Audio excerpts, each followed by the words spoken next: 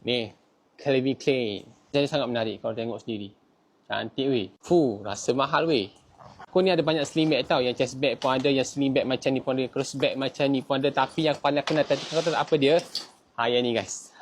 Yang ni. Sebabkan dia daripada satu jenama brand yang aku minat lah senang cerita. Design dia pun antara design yang menarik dan cantik untuk aku kenakan dengan gaya aku pakai seharian. Pakai chest bag macam ni. Kau kena pakai yang sling bag jenis macam ni. Tu dia bye. CK. Sebenarnya dari CK dia ada jenis yang sling bag juga tau. Tapi aku tengok ini paling aku rasa suka sangat nak pakai. Dan aku memang nak sangat. Dan hashtag daripada CK. Kalau nama bag ni, water repellent logo Jack Quack Boom Bag.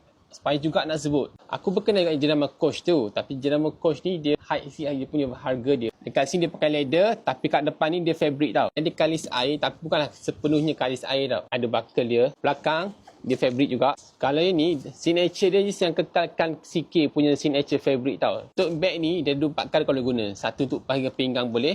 Build bag. Dia boleh jadi cross body bag. Dia boleh jadi chest bag. Waist bag pun boleh. Dia punya tinggi 17 cm. Panjang dia 30 cm. Dan dia punya lebar dia 7 cm. Bahagian depan dia ni kalau korang tengok. Kertas.